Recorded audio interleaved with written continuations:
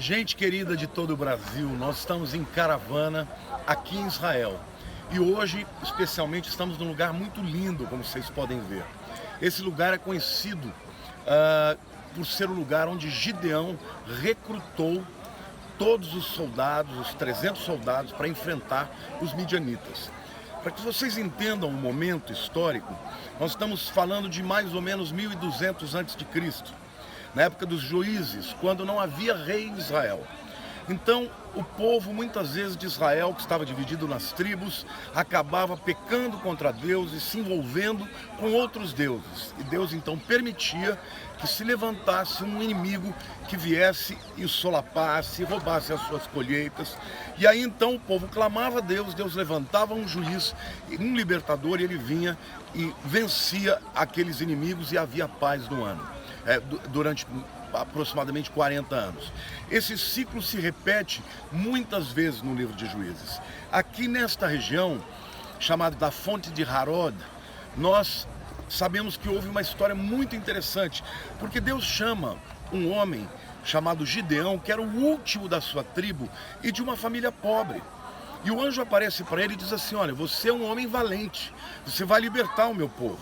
E ele fala: mas eu sou menor da minha casa, uma casa que não tem nenhuma expressão. E ele pede então um sinal para que o anjo dê a ele. Ele pega um novelo de lã, deixa do lado de fora, ele diz: Senhor, se és tu mesmo que está falando comigo, então que durante essa madrugada o orvalho caia somente em cima do novelo de lã. E assim aconteceu. E Deus fez exatamente isso. No dia seguinte ele levanta e somente o novelo de lã estava molhado do orvalho, em volta tudo seco. Não sendo suficiente, ele ainda falou: agora eu quero uma outra prova. Eu vou botar um novelo de lã que o orvalho caia só em volta e não onde está o novelo de lã. Da mesma forma aconteceu. Quando ele viu que de fato era Deus falando com ele, Deus manda então que ele convoque o povo. E vieram 32 mil israelenses para lutar contra os midianitas. E Deus falou: olha, essa é uma multidão muito grande. Se eles vencerem, vão dizer que foi a força do exército. Eu não quero que você chame esses 32 mil. Você vai dizer o seguinte: se alguém aqui está com medo, pode desistir agora. E Gideão obedeceu. Quando ele fez isso, queridos, 22 mil decidiram que não iam para a batalha. Não eram guerreiros, eram pessoas normais, trabalhadores normais, e simplesmente não foram. Sobraram 10 mil. E Deus ainda falou para Gideão: ainda é muita gente. Bom, resumindo a história, eles vão até a fonte de Harod, e aí Deus manda que eles bebessem águas. Aqueles que bebessem como se fossem animais, sem nenhuma preocupação ao redor, deveriam ser descartados.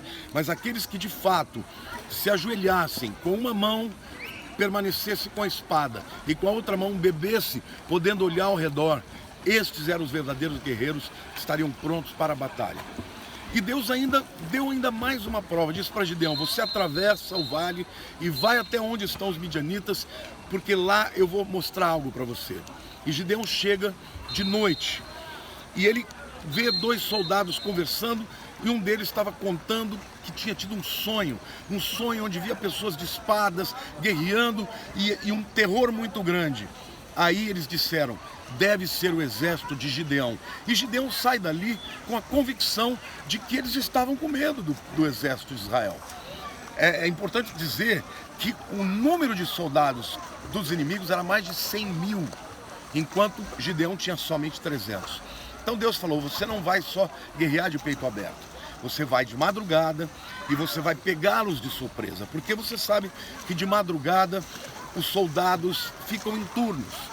Tem o primeiro turno, o segundo turno, o terceiro turno e o quarto turno. Durante a madrugada, o que Gideão fez? Ele chegou já entre o segundo e o terceiro turno, o pessoal morrendo de sono, e eles chegaram fazendo muito barulho, com tochas, batendo nos potes que eles estavam ali para fazer barulho, e os midianitas fugiram. E quando eles fogem, eles vão ao encontro daqueles outros 22 mil que estavam do outro lado do vale, e lá foram totalmente destruídos. Qual é a lição daqui, queridos? Que para Deus nada é impossível.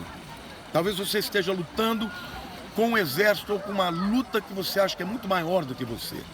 Mas se Deus chamou Gideão, o menor da sua família, para usá-lo para ser um instrumento de libertação para o seu povo, Deus quer te usar também. Outra verdade que a gente tem que aprender: para que a gente vença as batalhas da nossa vida, nós não podemos ter medo. O próprio Deus disse: se você está com medo, é melhor fugir. Então, querido, se você está enfrentando uma batalha, não importa qual seja a ordem, não fuja dessa batalha por causa de medo, porque Deus só precisa que você esteja disponível. Deus só precisa que você se disponibilize, porque Ele vai trabalhar e agir ao seu favor. E no final, sabemos que Gideão foi vitorioso, se tornou um herói de Israel, e você também pode se tornar. Nesse lugar lindo, maravilhoso, que nós estamos, considerado agora pela National Geographic como um dos lugares mais lindos do Oriente Médio. Também aconteceu nessa região esta grande batalha que está nas Escrituras, uma batalha que conta sobre os feitos de Deus, mas também de um homem de fé que, em obediência, respondeu ao chamado de Deus.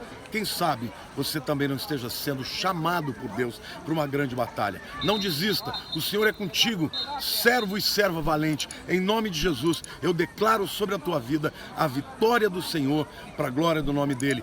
Eu declaro que todos os inimigos vão cair em nome de Jesus, porque a vitória do Senhor na tua vida. Deus te abençoe, um beijo no teu coração.